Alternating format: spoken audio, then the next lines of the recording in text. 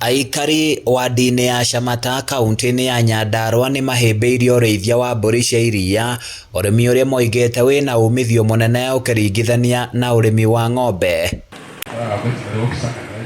Aikari maugĩte kwa ihinda ikĩro cia waru ũrĩa maragetha ithiĩte icokete thĩ, na ũguo ũrĩithia wa mbũri ici nĩ ũgũtema itemi inene harĩ kũmahe mbeca.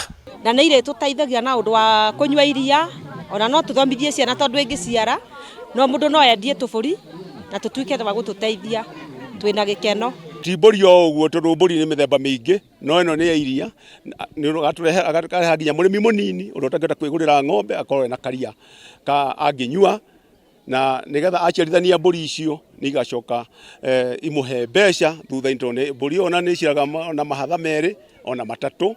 MCA wa Shamata Reuben Gitau akĩaria hĩndĩ ya kũhe ikundi cia atumia a itũra rĩa Faith mbũri, oigĩte nĩ mamahete gĩthomo kĩa ũreri na ũramati wa mbũri ici nĩguo ihote gũciarana. Tuma na ũhoro wa gũthomithia arĩmi ũhoro wa kũrĩithia mbũri cia iria na nĩcio dairy goats, na nĩ twahe arĩmi gĩkundi gĩtagwo Pesi Women Group kĩna mũigana wa atumia 500, na mbũri ici cia iria nĩ mbũri cia bata mũno he ikonomi ya bũrũri, na haswa he ikonomi ya andũ aitũ, na haswa kũmateithia ũhoro wa ũgima wa mwĩrĩ na nginya ũhoro wa mbeca gũikia mũhuko.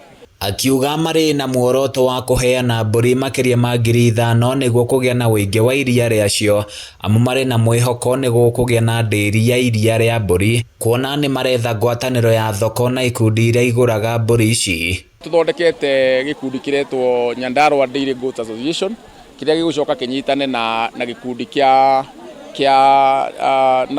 National Dairy Goats Association, that is DGAK, nĩgetha tũhote kũmarket mbũri ici. Mbũri nĩ ciaranaga na ihenya mũno, thĩinĩ wa mwaka ũmwe na nuthu mbũri ĩkoragwo ĩciarĩte maita merĩ, na nĩ ĩgũthiĩ ũguo ĩgaciara nginya mahatha, ona nĩ ĩgũciara tũbũri tũtatũ. Ũguo nĩ kuga arĩmi aya nĩ megũkorwo na mbũri nyingĩ mũno, tũgĩthiĩ ihinda rĩa mĩaka 2-3 nĩ tũgũkorwo na mbũri nyingĩ mũno. Ihinda-inĩ o rĩu atongoria mwena ũyũ nĩ morĩtie gũteithia mũingĩ na mbegũ njega cia irio, nĩgetha mahande ithenya-inĩ rĩa gweterera rĩrĩa makũgũmĩrwo nĩ ng'aragu mamahe ũteithio. Ũhoro wa kũheo irio tũke twĩrugĩre rĩ, tũrabatara kũreherwo mbegũ twĩhandĩre mĩgũnda itũ, na nĩgetha tũgĩe na magetha tũtikae kũhũta, tondũ mbura nĩ njuru, tũngĩheo mbembe no tũkene.